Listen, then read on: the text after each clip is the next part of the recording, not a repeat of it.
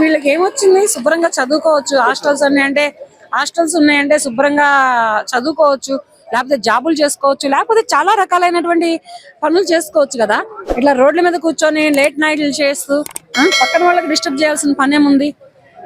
Hostels అంటే అబ్బాయిలకు ఉంటాయి, అమ్మాయిలకు ఉంటాయి.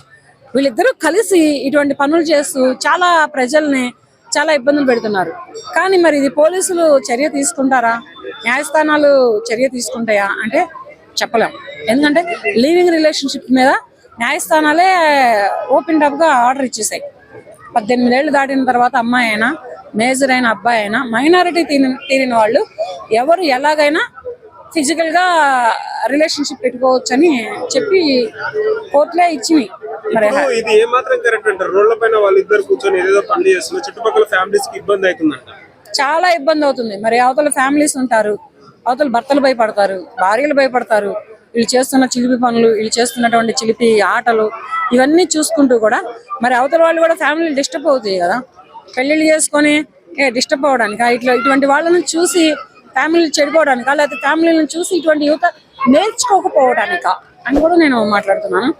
దయచేసి కోర్టులే కానీ న్యాయస్థానాలే కానీ కొంచెం ఆలోచించండి. ఎందుకంటే ఇటువంటి లివింగ్ రిలేషన్షిప్ల వలన జీవితాలు పాడైపోతున్నాయి, జన్మలు పాడైపోతున్నాయి, తల్లిదండ్రులు పరువులు పోతున్నాయి, తర్వాత ఉన్నటువంటి ఊళ్ళో చుట్టాల దగ్గర తలెత్తుకోలేని తిరగలేనటువంటి పరిస్థితులు వస్తున్నాయి. ఇటువంటి సమయాలలో ఇటువంటి రిలేషన్షిప్ కి కోర్టులు కూడా ఆర్డర్ ఇచ్చాయి అంటే ఇది ఎంతవరకు కరెక్ట్? దీన్ని మాత్రం నేను ఎంతకైనా కానీ చేసుకోవచ్చు. ఏదో తెలియకుండా 4 గోడల మధ్య జరగాల్సినటువంటి వ్యవహారాన్ని ఓయో రూమ్స్ ఎప్పుడో ఫేమస్ అయిపోయినాయి. ఓయో రూమ్స్ ఇప్పుడేంటి ఎప్పుడో ఫేమస్ అయిపోయినాయి. ఇటువంటి సంఘటనలు, ఇటువంటి సన్నివేశాలు, ఇటువంటి పనులు ఏదో 4 గోడల మధ్య గుట్టు చప్పుడు కాకుండా చేసుకునే రోజులు పోయి బరిదెగించి రోడ్ల మీదకి వచ్చి బజార్లో చేసే స్థాయికి ఎదిగినాయి అంటే మరి ఈ న్యాయస్థానాలు, ఈ చట్టస్థానాలు ఇటువంటి ఆర్డర్లు ఇవ్వడం వలన, ఇటువంటి తీర్పులను ఇవ్వడం వలన కూడా యువత ఈ రోజున పెడదారి పడుతుంది, చెడుదారిన పోతుంది యువత. మరి ఎవరిది తప్పు అంటారు? హాస్టల్ నడిపించే యజమానిది అంటారా, ఇక్కడ అందులో ఉన్న స్టూడెంట్స్ తప్పు? స్టూడెంట్స్ తప్పుంది, యజమానిది తప్పుంది. ఎందుకంటే లివింగ్ రిలేషన్షిప్ అసలు హాస్టల్స్ ఇవ్వద్దు. ఇళ్ళే ఇవ్వట్లేదు. ఇల్లు ఇవ్వాలంటే ఎన్ని అడుగుతున్నారో తెలుసా?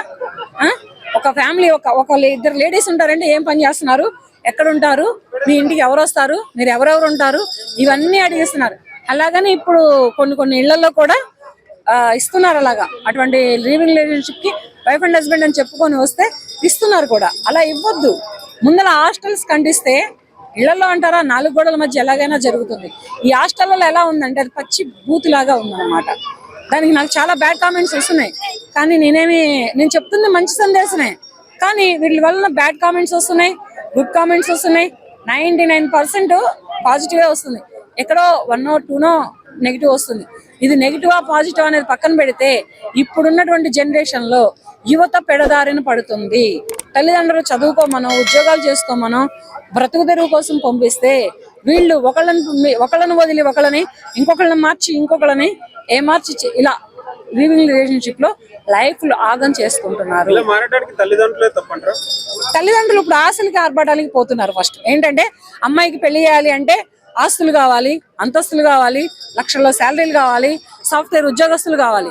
ఈ అమ్మాయి పొద్దున ఎవరికి హాయి చదువుతుందో, ఆఫ్టర్నూన్ ఎవరికి బాయ్ చదువుతుందో, నైట్ 4 o'clock ఎవరికి స్నాక్స్ చదువుతుందో, నైట్కి ఎవరికి రూమ్ డోర్ తీస్తుందో తెలియట్లేదు వీళ్ళకి.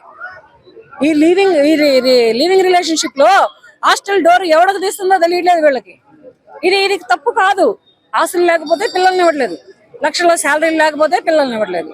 ఇక మీదట వివాహ వ్యవస్థ అనేది ఆగిపోతుంది, జనారణ్యం అనేది తగ్గిపోతుంది. ఎవరికి కాదు, అది పేరెంట్స్ లోనే రావాలి మార్పులు. పేరెంట్స్ మారి ఆస్తులు అంతస్తులు అంటే ఆశలకు పోకుండా చదువుకున్న అమ్మాయికి 20 ఏళ్ళే అమ్మా 20 ఏళ్లే అమ్మాయికి, 24 ఏళ్ళ అబ్బాయికి ఈ వయసులో పెళ్లి చేశారా హ్యాపీ, లేదా సెంటర్లు ఐవీఎఫ్ సెంటర్లో ఉన్నాయి హాస్పిటల్స్, వాళ్ళు చుట్టూ తిరగాలి. ఇప్పుడు పేరెంట్స్ లక్షలు పోసినా పిల్లలు పుడతలేదు. ఎవడో బిడ్డని నీ కూతురు మోయాల్సి వస్తుంది, ఎవడో బిడ్డకి నీ కొడుకు తండ్రి అవ్వాల్సి వస్తుంది. ఈడెవడో తెలియదు ఇక్కడ. ఇప్పుడు ఈ ఐవీఎఫ్ సెంటర్లలో ఎవడో తెలియదు. కానీ తెలియని బిడ్డలకి తల్లులు తండ్రులు అయ్యి ఉండడం బెటరా, లేకపోతే జెన్యూన్ గా మీ పిల్లలకి మీరు తల్లిదండ్రులు అవడం బెటరా? ఇది ఆలోచించుకోండి. ఇప్పుడు ఇక మీదట IVF సెంటర్లు ఎక్కువైపోయాయి. ఎవడి బిడ్డో నీ కోడల కడుపులో పెరుగుతుంది, ఎవడి బిడ్డో నువ్వు నీ కొడుకు తండ్రి అవుతున్నాడు, గుర్తుపెట్టుకోండి. ఇది దీనిని కొంచెం ఇలా మారడానికి ఏంది అసలు రీజన్? మారడానికి ఏం లేదు, పెళ్లిళ్ళు కాకపోవడమే. పెళ్లిళ్ళు సరైన వయసులో కాకపోతే దానికి కూడా ఒక సమయం ఉంటుంది, ఒక వయసు ఉంటుంది, ఒక సందర్భం ఉంటుంది. ఇవన్నీ కాకపోతే వీళ్ళలో ఒంట్లో అనేవి కొన్ని మార్పులు అనేవి వస్తాయి. ఆ మార్పులు అనేవి ఇలా IVF సెంటర్ల చుట్టూ తిప్పిస్తాయి అన్నమాట. ఇది ప్రస్తుతానికి ఏంటంటే ఇక్కడ కోలివింగ్ రిలేషన్షిప్ నుంచి మ్యారేజ్ వరకు ఎటువంటి తప్పులు జరుగుతున్నాయో, ఎటువంటి పొరపాట్లు చేస్తున్నారో, ఎటువంటి తప్పుడు అడుగులు వేస్తున్నారో, లైఫ్లు ఎక్కడికెక్కడికి ఆగం చేసుకుంటున్నారో ఆలోచించుకోండి. యువత పేరెంట్స్ నైనా ఒకటే కోరుతున్నాను, సరైన వయసులో పెళ్లిళ్ళు చేసుకుంటే ఇటువంటి లివింగ్ రిలేషన్షిప్కి ఆశపడాల్సిన అవసరం లేదు. వాడు ఏం గిఫ్ట్లు ఇస్తాడో తెలియదు, ఈ అమ్మాయి వాడితో ఎంతవరకు ఉంటుందో తెలియదు. కానీ ఇద్దరికి కనుక పొరపాట్లు వచ్చినాయి అంటే ఒకళ్ళు మాత్రం మనసు చిన్నబుచ్చుకుంటే సూసైడ్ చేసుకుంటున్నారు, లేకపోతే పిలిపించి చంపేస్తున్నారు.